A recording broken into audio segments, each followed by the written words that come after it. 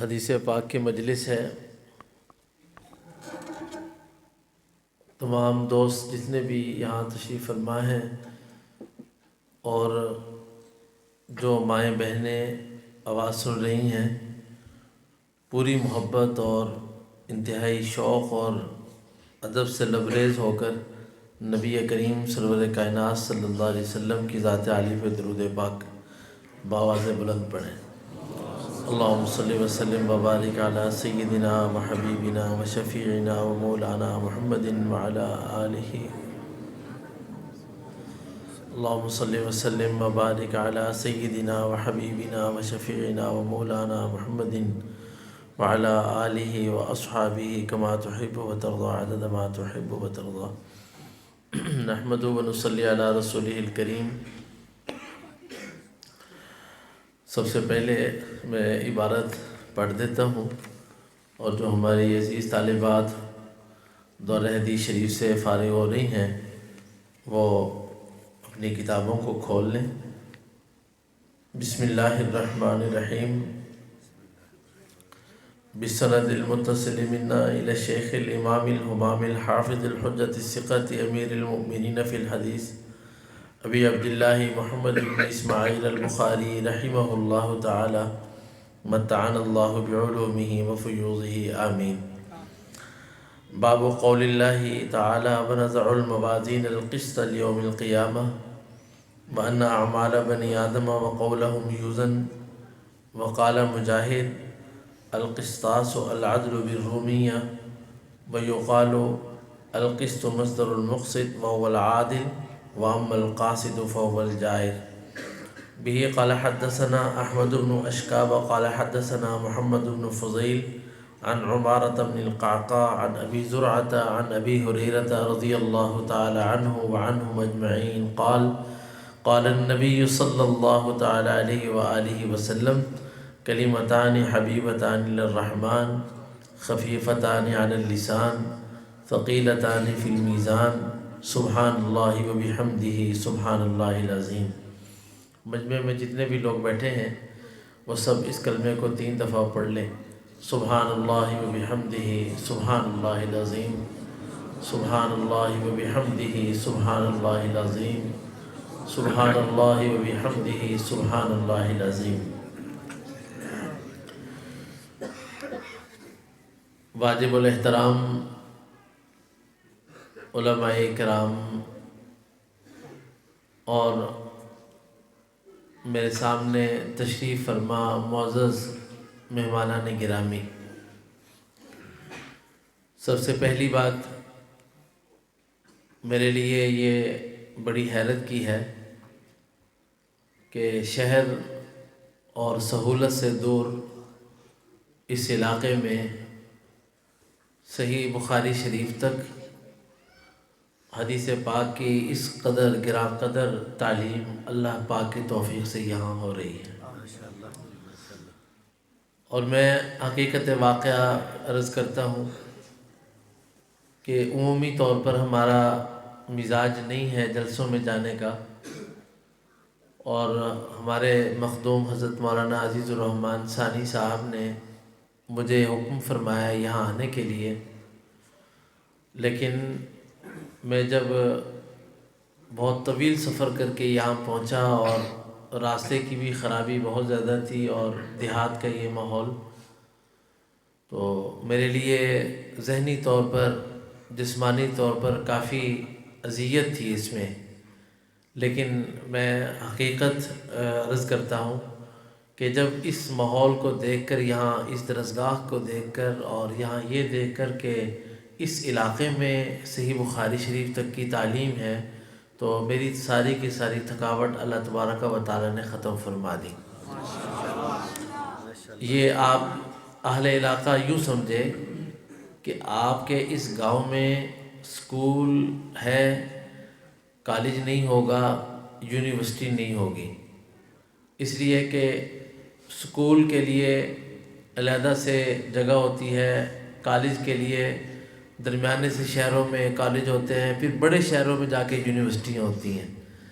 لیکن میں مبارکباد پیش کرتا ہوں حضرت مولانا عتیق الرحمن صاحب دامت برکاتہم العالیہ کو میری ان سے زندگی میں یہ پہلی ملاقات ہے، تو ان کو میں بہت تہ دل سے مبارکباد پیش کرتا ہوں، اور میری جو اس وقت کیفیت ہے میں اس کو الفاظ میں آپ کے سامنے بیان نہیں کر سکتا کہ جو میری اس وقت قلبی کیفیت ہے، کہ اللہ کی شان ہے کہ اس دور دراز علاقے میں، سہولت اور شہر سے دور علاقے میں ایک ہی جگہ پر اللہ کا کلام الف سے لے کر والناس کے سین تک پورا قرآن پڑھایا جاتا ہے، اور پھر پورا درس نظامی یہاں پڑھایا جا رہا ہے۔ سب سے پہلے تو میں ان کو مبارکباد پیش کرتا ہوں، اور اس کے بعد پھر آپ اہل علاقہ سے ایک بات عرض کر کے پھر میں کچھ حدیث پاک کے متعلق اور کچھ عمومی بات عرض کر کے اپنی بات کو ختم کر دوں گا۔ یہ ہے کہ آپ اس بات کو اپنے لیے بہت زیادہ مبارک سمجھیں کہ یہ حدیث پاک جو ہے یہ اللہ کے رسول صلی اللہ علیہ وسلم کا نور ہے۔ آپ کو اردو سمجھ میں آتی ہے سب کو، جتنے بھی لوگ بیٹھے ہیں آخر تک؟ قرآن کس کا نور ہے؟ اللہ کا نور ہے، اور حدیث پاک یہ نبی کریم صلی اللہ علیہ وسلم کا نور ہے۔ قرآن کس کا نور ہے؟ بولو۔ اللہ کا نور ہے، اور حدیث پاک کس کا نور ہے؟ اللہ کے حبیب کا نور ہے۔ تو آپ کے لیے، اس گاؤں کے لیے مبارکباد ہے کہ آپ نے اللہ کے نور کو بھی یہاں پر اکٹھا کر لیا اور اللہ کے حبیب کے نور کو بھی اکٹھا کر لیا۔ یہ کتنی بڑی سعادت کی بات ہے۔ اور یہ بھی ذہن میں رکھیں کہ حضرت شاہ ولی اللہ صاحب محدث دہلوی رحمۃ اللہ علیہ، ان کی کتاب ہے فیوض الحرمین، جب وہ وہاں تشریف لے گئے مکہ مکرمہ اور مدینہ طیبہ، اور وہاں جا کر پھر ان کو جو مکاشفات ہوئے، اللہ تبارک و تعالیٰ نے ان کے قلوب پر جو کچھ کھولا، تو انہوں نے فیوض الحرمین میں لکھا ہے کہ میں نے حالت کشف میں یہ دیکھا کہ پوری دنیا میں جتنے لوگ حدیث پاک پڑھنے والے ہیں یا حدیث پاک پڑھانے والے ہیں، ان کے قلوب کا نبی کریم صلی اللہ علیہ وسلم کے قلوب کے ساتھ ایک تعلق ہے، اور نور کا رشتہ آپس میں قائم ہے۔ اور یہ بھی میں آپ سے عرض کرتا ہوں کہ جتنے بھی لوگ اس مجلس میں بیٹھے ہیں، جب بھی نبی کریم صلی اللہ علیہ وسلم کا نام آئے تو کوئی زبان خاموش نہ رہے۔ پڑھو اونچی بات سے صلی اللہ علیہ، ہاں آخر تک کی آواز آنی چاہیے، کہو صلی اللہ علیہ، ہاں بچے آہستہ کہو، باقی لوگ درمیانی آواز سے کہو۔ یہ ادب ہے، یہ ادب ہے۔ کس کا ادب ہے؟ حضور پاک صلی اللہ علیہ وسلم کے نام مبارک کا ادب ہے کہ جب وہ لیا جائے تو کیا کہنا ہے؟ صلی اللہ علیہ وآلہ وسلم۔ تو دو باتیں ہو گئیں۔ پہلی بات ہو گئی اس مدرسے کے محتمم مولانا عتیق الرحمن صاحب کے لیے، اور دوسری بات آپ کے لیے ہو گئی، اور ایک بات میں نے اپنے لیے بھی کہہ دی۔ اور اب میں کچھ حدیث پاک کے متعلق طالبات سے عرض کرتا ہوں تاکہ سبق کی کچھ کیفیت واضح ہو جائے، اور اس کے بعد پھر میں آخری حدیث پاک کے متعلق مختصراً کچھ عرض کر کے اپنی بات کو ختم کروں گا انشاءاللہ۔ باب قول اللہ تعالی ونضع الموازین القسط لیوم القیامہ۔ اللہ تبارک و تعالیٰ فرماتے ہیں کہ ہم قیامت کے دن میزان عدل قائم کریں گے، ترازو لگائیں گے ہم قیامت کے دن، جس میں ہر آدمی کا عمل تولا جائے گا۔ جو زندگی میں اس نے کام کیا وہ بھی تولا جائے گا، جو اس نے زندگی میں زبان سے کلام کیا وہ بھی تولا جائے گا۔ یوں کہو کہ بدن نے جو کام کیا وہ تولا جائے گا، اور زبان نے جو کلام کیا وہ تولا جائے گا۔ وَنَضَعُ الْمَوَازِينَ الْقِسْطَ لِيَوْمِ الْقِيَامَةِ۔ قیامت کے دن ہم یہ میزان عدل قائم کریں گے۔ موازین آپ جانتے ہیں، طالبات کے لیے عرض کرتا ہوں کہ موازین میزان کی جمع ہے، اور یہ میزان کیسا ہوگا یہ آپ ذرا سمجھیے گا کہ ایک میزان یعنی ترازو جسے آپ کہتے ہیں، جسے ہم پنجابی میں کیا کہتے ہیں، وہ تکڑی، ہاں تکڑی کنڈا کہتے ہیں۔ تو یہ ایک وہ ترازو ہوتا ہے کہ جس میں آپ آدھا کلو اور پاؤ کی چیز ماپ لیتے ہیں.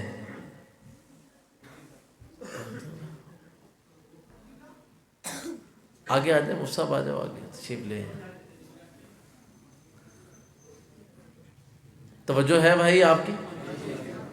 تو جیسے جیسے چیز بڑھتی رہتی ہے ویسے ویسے ترازو بڑھتا جاتا ہے.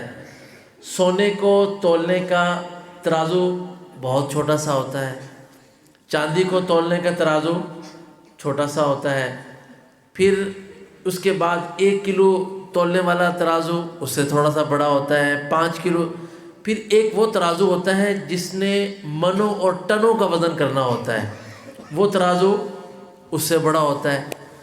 اور ایک ترازو اتنا بڑا ہوتا ہے کہ پورا کا پورا ٹرالا اس ترازو کے اوپر آ کے کھڑا ہو جاتا ہے. توجہ ہے آپ کی؟ پورا کا پورا ٹرالا اس ترازو پر آ کر کے کھڑا ہو جاتا ہے تو پورے ٹرالے کا وزن ہو جاتا ہے کہ یہ اس ٹرالے کا وزن کتنا ہے. تو یہ ہر چیز کا ترازو علیحدہ علیحدہ. تو اللہ تبارک و تعالیٰ نے قیامت کے دن بھی ایک ترازو وہاں پر لگانا ہے، اس ترازو کے اندر انسان کے اعمال تولے جائیں گے. اسی امام بخاری رحمۃ اللہ علیہ نے فرمایا کہ وَأَنَّ أَعْمَالَ بَنِي آدَمَ وَقَوْلَهُمْ يُوزَنُ، کہ انسان کے اعمال قیامت کے دن تولے جائیں گے. اور میزان کے متعلق آپ سمجھتے ہیں، علماء یہاں تشریف فرمائے ہیں، عزیز طالبات کے لیے یہ بات عرض کر رہا ہوں کہ کچھ لوگوں نے اس کا انکار کر دیا تھا کہ بھئی اعمال نہیں تولے جائیں گے، یہ کچھ نہیں ہوگا، بس یہ کہ ایک فیصلہ کر دیا جائے کہ یہ جنت میں چلا جائے گا، یہ جہنم میں چلا جائے گا. کچھ لوگوں نے ایسے اس کا انکار کر دیا. اس انکار کی وجہ یہ ہوئی کہ انہوں نے کہا کہ اعمال جو ہیں وہ اعراض ہیں، اور اعراض جو ہوتے ہیں وہ غیر مجسوم ہوتے ہیں، اور جو چیز غیر مجسوم ہوتی ہے وہ غیر موزون ہوتی ہے، تو اس کا وزن نہیں ہوتا، تو لہذا ان کا کوئی وزن نہیں ہوگا. تو امام بخاری رحمۃ اللہ علیہ نے یہ کہہ کر کہ وَأَنَّ أَعْمَالَ بَنِي آدَمَ وَقَوْلَهُمْ يُوزَنُ، یہ کہہ دیا کہ اس معاملے میں ہم نے اپنی عقل کا استعمال نہیں کرنا، بلکہ ہم نے اس معاملے میں اللہ کے حکم کی تابعیت اختیار کرنی ہے. کہ اللہ نے فرما دیا کہ ہم نے اعمال کو تولنا ہے، اللہ نے فرما دیا کہ ہم نے تمہاری باتوں کو تولنا ہے. تو یہ امام بخاری رحمۃ اللہ علیہ نے فرمایا کہ اپنے آپ کو تیار کرو کہ قیامت کے دن ہماری ایک ایک بات کو تولا جائے گا، ہماری ایک ایک بات کا وزن کیا جائے گا. اور یہ میزان کتنا بڑا ہوگا. حضرت داؤد علیہ السلام نے اللہ تبارک و تعالیٰ سے عرض کیا کہ یا اللہ مجھے وہ ترازو دکھا دیں کہ جس میں قیامت کے دن لوگوں کے اعمال تولے جائیں گے. تو اللہ تبارک و تعالیٰ نے فرمایا کہ داؤد تمہارے اندر سکت نہیں ہے اس کو دیکھنے کی.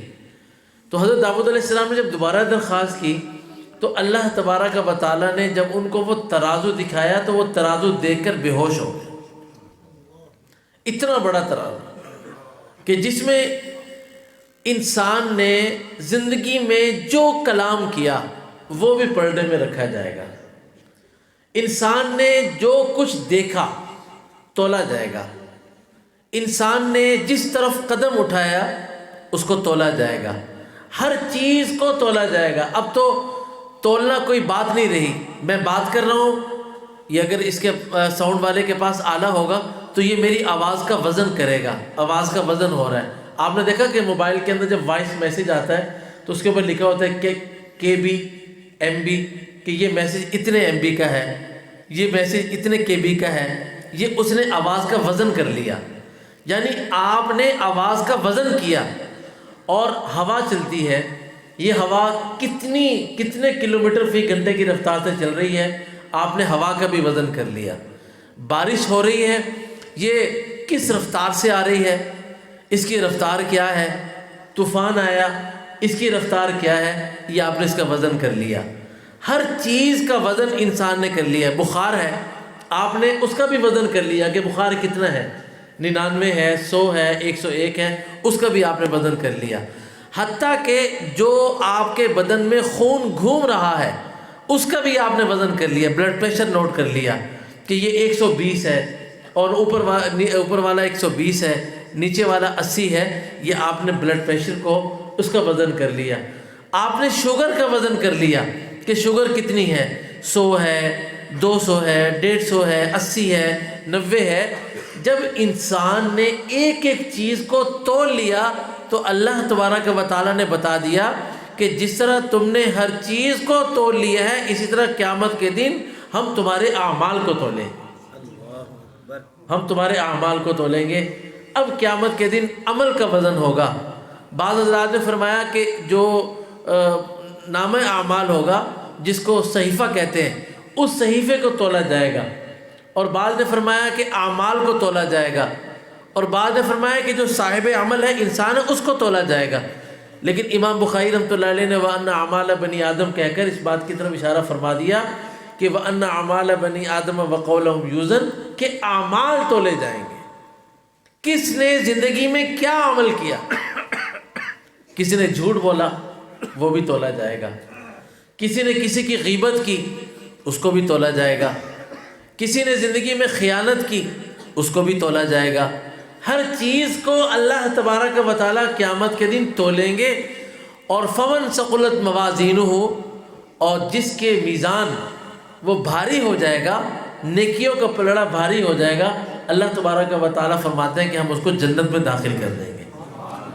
اور جس کا میزان عمل وہ نیکیوں میں ہلکا ہو گیا تو یہ جہنم کا ایندھن بن جائے گا۔ اب جب فرمایا رسول اللہ صلی اللہ علیہ وسلم نے کہ اللہ تبارک و تعالیٰ کا یہ ارشاد ہے کہ وَنَزَعُ الْمَوَازِينَ الْقِسْطَ لِيَوْمِ الْقِيَامَةِ، توجہ ہے آپ کی؟ بھائی سب کی توجہ ہے؟ آج میں بھائی حسن افضال صاحب تشریف لے آئے، ماشاءاللہ، میں راستہ دے دو بھائی ان کو۔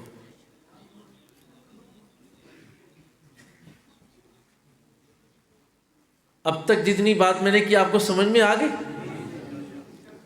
ترازو کتنا بڑا تھا کہ داؤد علیہ السلام اس کو دیکھ کر بے ہوش ہو گئے، اور ترازو کتنا بڑا ہوگا اس کے اوپر ایک اور روایت سنیں کہ نبی کریم صلی اللہ علیہ وآلہ وسلم نے ارشاد فرمایا،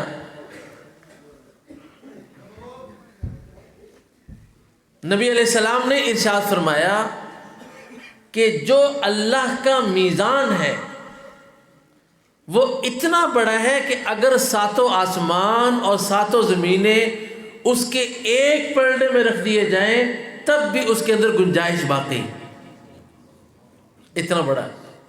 اب یہاں پر ایک بات یاد رکھنا، آپ میں سے کسی نے اس ترازو کو دیکھا ہے؟ بولو بھئی، یہ ساتھی خاموش بیٹھے ہیں، آپ نے دیکھا ہے ترازو؟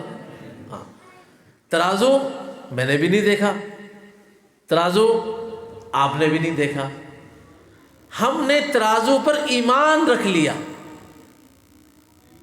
ہم نے اس ترازو پر ایمان رکھ لیا۔ کیوں؟ اس لیے کہ اللہ نے قرآن میں فرمایا اور اللہ کے حبیب نے حدیث میں فرمایا۔ ہم نے اللہ اور اس کے رسول کے فرمان پر ایمان رکھ لیا۔ ہم نے دیکھا نہیں، ہم نے سنا نہیں، اور ہم نے اللہ کے حبیب کو دیکھا نہیں، اور اس ترازو کو بھی نہیں دیکھا، لیکن ہم نے اس پر ایمان رکھا۔ انشاءاللہ اس ایمان کی برکت سے اللہ تعالی ہماری مغفرت فرما دے۔ اس لیے کہ ایمان کی نشانی ہے، ایمان والوں کی ایک نشانی ہے، وہ کیا ہے کہ اللہ فرماتے ہیں کہ وہ امور جو ان کو نظر نہیں آتے وہ صرف میرے حبیب کے کہنے پر ان کو مان لیتے ہیں۔ الذین یؤمنون بالغیب، کہ وہ چیزیں کہ جن کے اوپر انہوں نے اندیکھے ایمان لے آئے۔ اور ایک بات یہاں ذہن میں رکھیے گا کہ اللہ کے رسول کو دیکھا نہیں، جنت کو دیکھا نہیں، جہنم کو دیکھا نہیں، قرآن اترتے ہوئے دیکھا نہیں، اللہ کو دیکھا نہیں، اللہ کے میزان کو دیکھا نہیں، فرشتوں کو نہیں دیکھا، لیکن اس پر ایمان لے آیا۔ اللہ تبارک و تعالیٰ اس ایمان پر اتنا بڑا فیصلہ فرمائیں گے کہ اگر کسی آدمی کی زندگی گناہوں سے کیوں نہ بھری ہوئی ہو، صرف اس غیبی چیزوں پر ایمان لانے کی وجہ سے اللہ تبارک و تعالیٰ اس کی مغفرت فرما دیں۔ اس لیے یہ غیب پر ایمان کوئی معمولی چیز نہیں، یہ غیب پر ایمان بہت بڑی چیز۔ اس پر 2 روایتیں آپ کو میں سناتا ہوں۔ میں سوچ کر کچھ اور آیا ہوا تھا، رخ کسی اور طرف مڑ گیا۔ بھی مشکات شریف میں باب و فضل حاضر الامہ کی یہ روایتیں ہیں جو دو میں آپ کو سنانے لگا ہوں کہ نبی کریم صلی اللہ علیہ وآلہ وسلم نے فرمایا کہ طوبی لمن رآنی و آمن بی. اس کا معنی یہ ہے کہ اس آدمی کے لیے خوشخبری ہے کہ جس نے مجھے دیکھا اور میرے اوپر ایمان لے آیا. اس آدمی کے لیے خوشخبری ہے طوبی لمن رآنی و آمن بی، کہ جس نے مجھے دیکھا اور میرے اوپر ایمان لے آیا اس کے لیے خوشخبری ہے. پھر آپ نے فرمایا کہ طوبی 7 مرات لم یرنی و آمن بی، اور اس آدمی کے لیے 7 دفعہ خوشخبری ہے کہ جس نے مجھے نہیں دیکھا لیکن وہ میرے اوپر ایمان لے آیا. کہ حضور کو دیکھا نہیں لیکن حضور پر ایمان لے آیا. یہ بہت بڑی بات ہے کہ آپ نے ویسے تو فرمایا کہ ایک دفعہ خوشخبری ہے اس کے لیے کہ جس نے مجھے دیکھا اور میرے اوپر ایمان لے آیا، اور اس آدمی کے لیے 7 دفعہ خوشخبری ہے کہ جس نے مجھے نہیں دیکھا لیکن وہ میرے اوپر ایمان لے کر آیا. اور اس کے اوپر ایک دوسری بات میں آپ کو عرض کرتا ہوں کہ نبی کریم صلی اللہ علیہ وآلہ وسلم نے فرمایا کہ قرب قیامت میں کچھ لوگ ہوں گے، وہ جب عمل کریں گے تو ان کو ایک عمل کرنے پر اللہ تبارک و تعالی اجر 50 منکم، تم صحابہ کے 50 عملوں کے برابر ثواب عطا فرمائیں گے. وہ عمل ایک کریں گے. تو جو ہے آپ کی، جیسے میں کوئی خطیب نہیں ہوں، مجھے بیان نہیں کرنا آتا، درسگاہ میں چونکہ پڑھاتا ہوں اسی طرز پر بات کر رہا ہوں. سمجھ آ رہی ہے آپ سب لوگوں کو؟ تو ایک عمل کرو گے تو اجر 50 منکم، صحابہ کو آپ نے فرمایا کہ تم 50 عمل کرو اور وہ ایک عمل کریں تو ان کو ایک عمل پر 50 تمہارے عملوں کے برابر ثواب ملے گا. صحابہ نے کہا اجر 50 منا یا رسول اللہ، اللہ کے رسول ہم میں سے 50 عملوں کا اجر؟ آپ نے فرمایا کہ ہاں، اس لیے کہ انہوں نے مجھے دیکھا نہیں، تم نے مجھے دیکھا، تم نے قرآن اترتے ہوئے دیکھا، تم نے وحی کو اترتے ہوئے دیکھا، انہوں نے مجھے نہیں دیکھا، انہوں نے وحی اترتے ہوئے نہیں دیکھی، انہوں نے قرآن اترتے ہوئے نہیں دیکھا. اس کے باوجود وہ قرآن پر بھی ایمان لائے، وحی پر بھی ایمان لائے، اللہ پر بھی ایمان لائے اور میرے اوپر بھی ایمان لائے. یہ کتنے بڑی فضیلت کی بات ہے، یہ ہر کسی کو حاصل نہیں، یہ حضور نبی کریم صلی اللہ علیہ وسلم کی اس امت کو حاصل. تو بعض لوگوں نے انکار کر دیا. اب لوگ کہتے ہیں کہ نہیں میری سمجھ میں نہیں آتا اس لیے میں نہیں مانتا، میری سمجھ میں نہیں آیا اس لیے میں نہیں مانتا. تو ہمارے حضرت مفتی محمد حسن صاحب فرماتے ہیں کہ تیری سمجھ ہے کتنی جو تیری عقل میں بات نہیں آ رہی؟ تیری سمجھ ہے کتنی؟ وہ کہتے ہیں کہ یہ مجھے یہ شریعت کا حکم ہے، یہ مجھے سمجھ میں نہیں آتا، اس کی مجھے فلسفی سمجھ میں نہیں آ رہی، مجھے اس کی حکمت سمجھ میں نہیں آ رہی. بھئی ہمارا علم کتنا ہے؟ ہمارا تو علم ہی ہے ہی نہیں بالکل بھی. اللہ تبارک و تعالیٰ کا علم اکمل ہے، اتم ہے، اعلیٰ ہے، احکم ہے. اللہ تبارک و تعالیٰ کے علم میں یہ بات ہے کہ اللہ نے فرما دیا کہ ہم نے اعمال کو تولنا ہے. اور مجھے چونکہ طالبات بھی مخاطب ہیں جو درس سن رہی ہیں، اس لیے میں درمیان میں کوئی سبق کی بات بھی کرتا رہوں گا. آپ لوگوں نے علماء کرام جانتے ہیں، طالبات نے شرح قائد میں پڑھا ہوگا کہ جہاں پر وزن کی بات آتی ہے تو انہوں نے وہاں پر پڑھا کہ تفتازانی صاحب رحمۃ اللہ علیہ نے لکھا کہ والوزن حق، کہ وزن کیا ہے؟ بالکل حق ہے. والمیزان عبارت عما یعرف به مقادیر الاعمال، یہ جو میزان ہے یہ اعمال کی مقدار کو ماپنے کے واسطے. اور والعقل قاصر عن ادراک کیفیتہ، اور عقل کے اندر یہ بات نہیں آ سکتی، بالکل بھی یہ بات عقل کے اندر نہیں آ سکتی. اگر تم عقل کا پیمانہ لاؤ گے، عقل کا پیمانہ کتنا بڑا ہے؟ اب آپ مجھے یہ بتائیں کہ جو ٹرالہ ہے، ٹرالے کے لیے جو ہم نے ترازو بنایا، تو کیا اس کے اوپر جہاز کا وزن کیا جا سکتا ہے؟ بولو بھائی،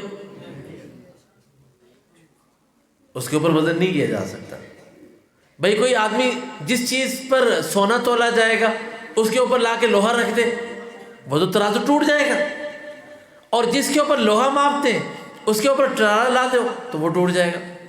تو اللہ تبارک و تعالیٰ نے اعمال کے لیے میزان لگایا ہے۔ اب تم نے دو روایتیں سنی، پہلی روایت مجھ سے سنی کہ حضرت داؤد علیہ السلام نے جب وہ میزان کو دیکھا تو بے ہوش ہو گئے، اور دوسری روایت سنی کہ مولانا سجاد صاحب بیٹھے ہوئے، تو دوسری روایت یہ ہوئی کہ اللہ نے فرمایا کہ میزان اتنا بڑا ہے کہ ساتوں آسمان اور ساتوں زمینیں اگر اس کے اندر آ جائیں تو وہ پھر بھی کھلا کا کھلا ہے۔ اب سوال یہ پیدا ہوا کہ اتنا بڑا میزان، اتنا بڑا ترازو، بھائی اس کو بھرے گا کون؟ اس کو کون بھرے گا؟ بھائی نمازیں تو پوری ہم سے ہوتی نہیں، ہم سے تو روزے نہیں رکھے جاتے، ہم سے تو دن میں کتنے گناہ ہو جاتے ہیں، تو یہ ترازو کیسے بھرے گا؟ اب خوشخبری ہے میرے لیے، آپ کے لیے، اور ہر اس کے لیے جس نے نبی کریم صلی اللہ علیہ وآلہ وسلم کی غلامی کا طوق اپنے گلے کے اندر سجایا ہے۔ سبحان اللہ۔ فرمایا رسول اللہ صلی اللہ علیہ وآلہ وسلم نے کہ اللہ کا میزان بہت بڑا ہے، لیکن گھبرانے کی بات نہیں، ایک دفعہ سبحان اللہ کہو گے وَسُبْحَانَ اللَّهِ تَمْلَأُ الْمِيزَانِ، کہ اللہ کا میزان اتنا بڑا ہے کہ ساتوں آسمان اور ساتوں زمینیں ڈال دو تب بھی نہیں بھرے گا، لیکن زبان سے ایک دفعہ سبحان اللہ کہہ دو اللہ کا میزان بھر جائے گا ثواب سے۔ سبحان اللہ تملأ المیزان۔ پھر آپ نے فرمایا کہ الحمدللہ ولا الہ الا اللہ تملأ ما بین السماوات والارض، کہ آسمان و زمین کے درمیان کتنا خلا ہے، اس خلا کو کوئی نہیں پر کر سکتا، لیکن فرمایا کہ الحمدللہ لا الہ الا اللہ، اس کا ثواب اتنا ہے کہ یہ آسمان و زمین کے بھراؤ کے درمیان جتنا بھی یہ خلا ہے، یہ خلا سارا کا سارا یہ پر ہو جائے گا، اس کا ثواب تب بھی باقی رہے گا۔ سبحان اللہ والحمدللہ ولا الہ الا اللہ واللہ اکبر۔ اسی بعد نے فرمایا کہ یہ افضل الکلامی بعد کلام اللہ ہے، یہ افضل الکلامی بعد کلام اللہ ہے، کہ اللہ کے کلام یعنی قرآن کریم کے بعد سب سے افضل ذکر یہ ہے سبحان اللہ والحمدللہ ولا الہ الا اللہ واللہ اکبر۔ میں علماء اور اپنی عزیز طالبات کے لیے یہ بات عرض کرتا ہوں، خلیل نحوی کا نام آپ سب نے سنا ہوگا، کتنا بڑا نحوی گزرا ہے، ساری اس کے پیچھے چل رہے ہیں۔ کہتے ہیں کہ جب ان کا انتقال ہوا تو ان کے ایک شاگرد نے ان کو خواب میں دیکھا، تو خواب میں دیکھتے ان سے پوچھا کہ استاد ارأیت ما کنا فی نحوی واللغتی، کہ استاد تمہارا کیا بنا، تم نے کیا دیکھا جا کر جو ہم لوگ نحو اور لغت کی ساری باتیں کیا کرتے تھے؟ انہوں نے کہا یہاں آ کے نحو اور لغت کی کوئی بات نہیں ہوئی، یہاں آ کے تو سبحان اللہ الحمدللہ لا الہ الا اللہ اللہ اکبر نے نفع دیا ہمیں۔ اصل چیز یہ ہے سبحان اللہ والحمدللہ ولا الہ الا اللہ واللہ اکبر، یہ بہت بڑی بات ہے۔ اب بعض نے فرمایا کہ یہ جو میزان ہوگا، اب یہ میزان بعض نے فرمایا کہ ہر عمل کے لیے علیحدہ علیحدہ ہوگا، بعض نے فرمایا کہ ہر شخص کے لیے علیحدہ علیحدہ ہوگا، لیکن اکثر حضرات کی رائے یہ ہے کہ وہ میزان ایک ہی ہوگا۔ وہ میزان کیا ہوگا؟ ایک ہی ہوگا۔ وَإِنَّمَا عَبَّرَ بِلَفْظِ الْجَمْعِ لِلتَّفْخِيمِ، کہ یہ جمع کے ساتھ جو اس کو تعبیر کیا وہ ایک تعظیم کے لیے، جیسے قرآن کریم نے کہا كَذَّبَتْ قَوْمُ نُوحٍ الْمُرْسَلِينَ إِنَّمَا هُوَ رَسُولٌ وَاحِدٌ، کہ یہ نوح علیہ السلام کی قوم نے ان کو جھٹلایا، اور یہاں پر حالانکہ وہ مرسل تھے، مرسلین کا لفظ استعمال کیا، جمع کا لفظ استعمال کیا، تو یہ ان کی تعظیم کے لیے، حالانکہ وہ تو رسول واحد تھے، ایک رسول تھے۔ تو اس لیے یہ میزان کا جو لفظ یہاں پر موازین جمع کا استعمال کیا تو یہ عظمت کے لیے استعمال کیا۔ اب یہ آخر میں دیکھیے کیا فرماتے ہیں کہ ابو ہریرہ رضی اللہ تعالیٰ عنہ فرماتے ہیں کہ 2 کلمے ایسے ہیں جو رحمان کو بہت محبوب ہیں، 2 کلمے ایسے ہیں جو رحمان کو بہت محبوب ہیں، اور کہ جب بھائی بات یہ ہے کہ یہ کلمے رحمان کو بہت محبوب ہوں گے، اور دوسرا یہ کہ میزان کو یہ بھر دیں گے تو کلمے بڑے بھاری ہوں گے، میں نہیں، ایسا نہیں ہوگا۔ خفیفتان علی اللسان، کہ زبان پر بہت ہلکے پھلکے، زبان پر بھاری نہیں۔ اب یہاں پر محدثین نے ایک بڑی عجیب بات لکھی، انہوں نے فرمایا کہ یہ جو کلام ہے سبحان اللہ و بحمدہ سبحان اللہ العظیم، یہ بہت ہلکے درجے کا کلام ہے، اس لیے کہ بعض حروف ہیں ان کے اندر شدت ہوتی ہے، حروف شدت ہیں کچھ، اور کچھ ہیں حروف استعلاء، ان میں سے بھی ان کے اندر کوئی حرف نہیں ہے، اور دوسرا یہ، تیسری بات یہ کہ اس کے اندر کوئی فعل نہیں ہے، لأن الفعل هو اثقل من الاسم۔ علماء و طالبات یہ بات جانتے ہیں کہ فعل اسم کی نسبت جو ہے وہ زیادہ ثقیل ہوتا ہے، لیکن اس کے اندر کوئی فعل نہیں ہے۔ سبحان اللہ و بحمدہ سبحان اللہ العظیم، کتنا مختصر سا لفظ ہے۔ نبی کریم صلی اللہ علیہ وآلہ وسلم نے فرمایا کہ اللہ کی مخلوق کو جتنا بھی رزق دیا جاتا ہے وہ اس کلمے کی برکت سے دیا جاتا ہے، سبحان اللہ و بحمدہ سبحان اللہ العظیم۔ تو میرے بھائی اب اس میں بہت سی روایات ہیں، وہ میں آپ کی خدمت میں عرض کرتا ہوں۔ سبحان اللہ و بحمدہ، بعض روایات میں آتا ہے کہ جس نے 100 دفعہ صبح شام پڑھا اللہ اس کے سارے گناہوں کو معاف فرما دیں گے، اگرچہ سمندر کی جھاگ کے برابر ہی کیوں نہ ہو۔ اور ایک روایت میں آتا ہے کہ جس نے سبحان اللہ العظیم و بحمدہ پڑھا، ایک روایت میں آتا ہے کہ جس نے سبحان ربی و بحمدہ پڑھا، ایک روایت میں آتا ہے کہ جس نے سبحان اللہ والحمدللہ ولا الہ الا اللہ واللہ اکبر پڑھا، ایک میں آتا ہے کہ سبحان اللہ بحمدہ سبحان اللہ العظیم۔ یہ سارے کے سارے اللہ تبارک و تعالیٰ کی تعریف کے جملے ہیں، یہ سارے کے سارے اللہ تبارک و تعالیٰ کی تعریف کے جملے ہوتے ہیں۔ یہ جب ہم کہتے ہیں نا کہ سبحان اللہ، جب ہم سبحان اللہ کہتے ہیں تو سبحان اللہ کا معنی یہ ہوتا ہے کہ اس آدمی نے شرک سے برات کر دی، اس نے شرک سے کیا کر دی؟ برات کر دی، یعنی شرک سے اس نے توبہ کر لی۔ سبحان اللہ کا معنی کیا ہے؟ اللہ کی نہ کوئی اولاد ہے، سبحان اللہ کا معنی ہے کہ اللہ کی کوئی بیوی نہیں، سبحان اللہ کا معنی یہ کہ اللہ کا کوئی شریک نہیں۔ سبحان اللہ، اللہ ہر چیز سے پاک ہے، معنی یہ ہے کہ اللہ کو کسی چیز کی ضرورت نہیں۔ سبحان اللہ کا معنی کیا ہے؟ اللہ کو کسی چیز کی ضرورت نہیں۔ تو یہ مختصر سی میں نے آپ کے سامنے باتیں کی ہیں۔ نبی کریم سرور کائنات صلی اللہ تعالیٰ علیہ وآلہ وسلم کا ارشاد گرامی ہے، آپ نے فرمایا کہ 4 کلمات ایسے ہیں احب الی مما طلعت علیہ الشمس، کہ 4 کلمے سبحان اللہ، الحمدللہ، لا الہ الا اللہ، اللہ اکبر۔ کتنے کلمے ہیں بھائی؟ سبحان اللہ، الحمدللہ، لا الہ الا اللہ، اللہ اکبر۔ بھائی آپ بھی میرے ساتھ ایک دفعہ پڑھ لو، سبحان اللہ، الحمدللہ، لا الہ الا اللہ، اللہ اکبر۔ اللہ کے حبیب فرما رہے ہیں کہ یہ 4 کلمے ہیں جن جن چیزوں پر روئے زمین پر سورج طلوع ہوتا ہے، یہ 4 کلمے مجھے ان میں سب سے زیادہ محبوب ہیں۔ سبحان اللہ والحمدللہ ولا الہ الا اللہ واللہ اکبر۔ اور اخیر میں بھائی یہ ذکر ہے اللہ کا، یہ کیا ہے؟ اللہ کا ذکر ہے۔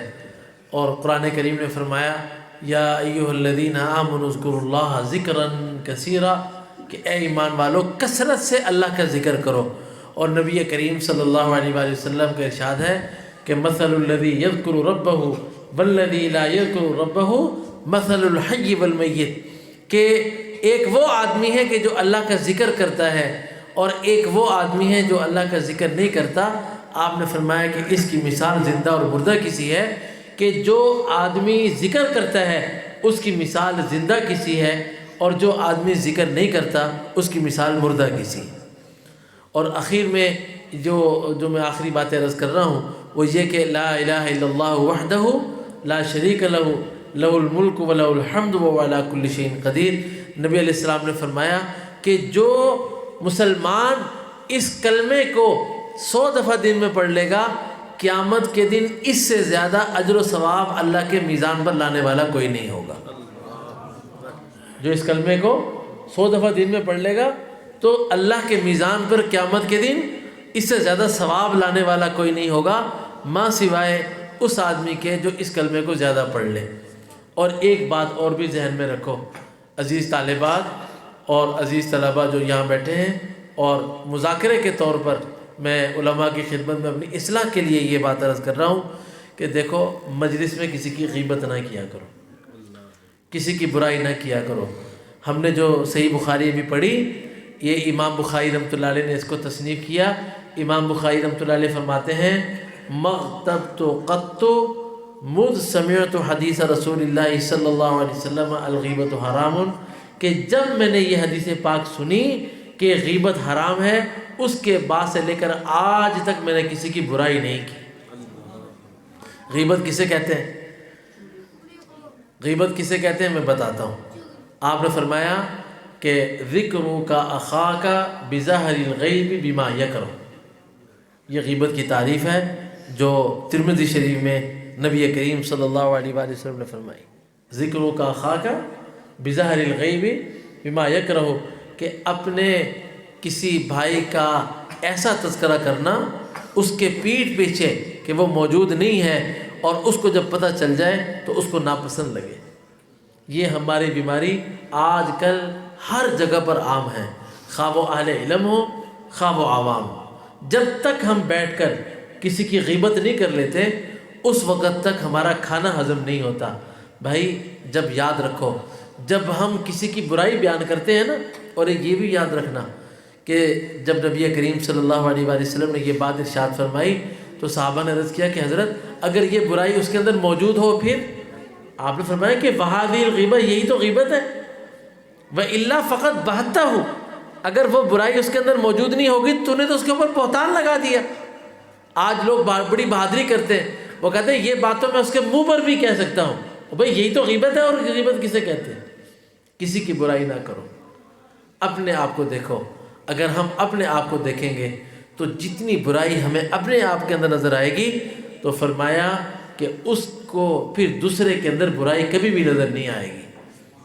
اس کو میں آسان الفاظ سے سمجھاتا ہوں کہ دیکھو، جس وقت بھی انسان یہ بیت الخلاء میں جاتا ہے، پیشاب کرتا ہے، تو اس کو اپنی غلاظت نظر آتی ہے۔ تو جس وقت میں اس کو اپنی غلاظت نظر آ رہی ہوتی ہے تو پھر اس کی توجہ ادھر ادھر نہیں ہوتی اس وقت میں۔ یہ انسان کو چاہیے کہ ہر وقت اپنے دل کے اندر جو غلاظت چھپی ہوئی ہے اس کو دیکھتا رہے۔ میری آنکھ نے کتنی مرتبہ غلط نگاہ سے کسی کو دیکھا، کسی غیر محرم کو دیکھا، میری زبان نے کتنے جھوٹ بولے، میری زبان نے کتنی غیبتیں کی۔ بس جب آدمی یہ کچھ سوچتا رہے گا تو پھر اس کی توجہ ہوتی رہے کہ بھائی میں سب سے برا ہوں، مجھ سے زیادہ کوئی برا نہیں، میں سب سے برا ہوں، مجھ سے زیادہ کوئی برا نہیں۔ اس لیے کہ اس لیے آج جتنے بھی یہاں پر لوگ بیٹھے ہیں وہ سب کے سب یہ بات کا تہیہ کرو کہ ہم نے آئندہ کسی مسلمان کی برائی بیان نہیں کرنی۔ ارادہ کرتے ہو؟ اللہ تعالیٰ اس ارادے کی برکت سے، اللہ پاک اس نیک ارادے کی برکت سے مجھے بھی اس برائی سے محفوظ فرما دے۔ اور ایک بات اور بھی ذہن میں رکھو کہ کسی مسلمان کو اس کی برائی کا تانا نہ دو، کسی مسلمان کو اس کی برائی کا تانا نہ دو۔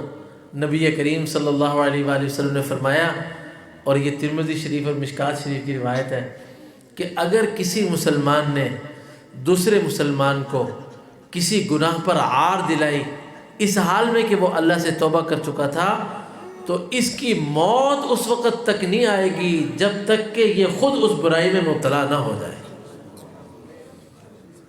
اسے فرمایا کہ اگر کسی کو برائی میں دیکھ لو تو استغفار کرو، استغفار کرو، اللہ تعالیٰ سے معافی مانگو۔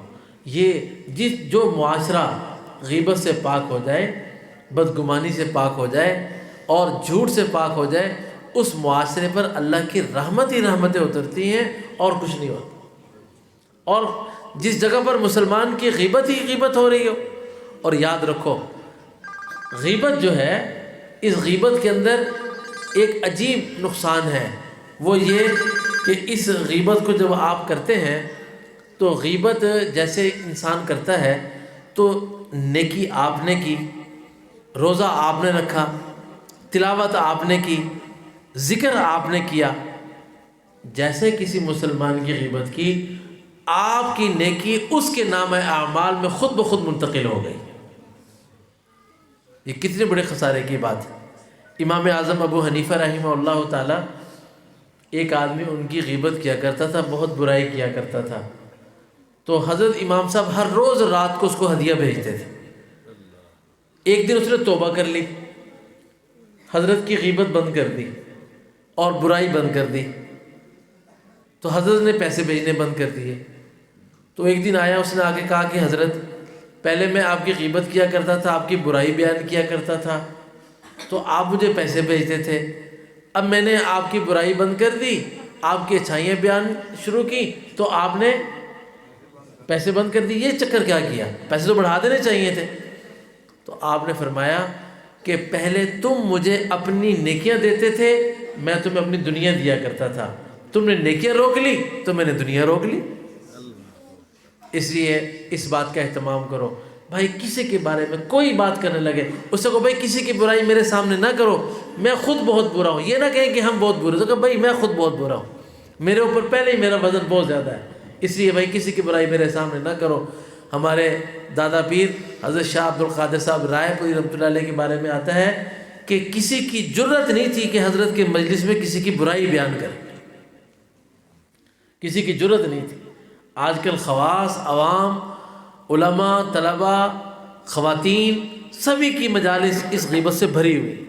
ہمارا کھانا اس وقت تک ہضم نہیں ہوتا جب تک کہ ہم دو چار تبصرے لوگوں پر بھائی فلاں نے یہ کیا، فلاں نے یہ کیا، فلاں نے یہ کیا، فلاں نے یہ کیا، بھائی ہم اس کے ذمہ دار نہیں ہیں۔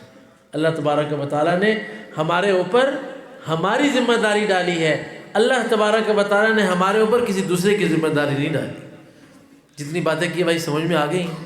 اللہ تبارک و تعالیٰ سب سے پہلے مجھے اس پر عمل کی توفیق عطا فرمائے، اور یہ جتنی باتیں میں نے کی ہیں بھائی میں نے اپنی اصلاح کے لیے ذکر کی ہیں، اور میں واللہ کہتا ہوں اس لیے نہیں کی کہ آپ کی اصلاح ہو جائے، یہ اس لیے کی تاکہ اللہ پاک اس کی برکت سے میری اصلاح فرما دے۔ اقول قولی ھذا استغفر اللہ لی ولکم ولسائر المسلمین، سبحانک اللہم بحمدک اشہد ان لا الہ الا انت استغفرک اللہم واتوب الیک۔ مجلس کے آخر کی یہ دعا بھائی پڑھ لیا کرو، سبحانک اللہم، یاد کر لو بھائی، پڑھ لو میرے ساتھ، سبحانک اللہم و بحمدک اشہد ان لا الہ الا انت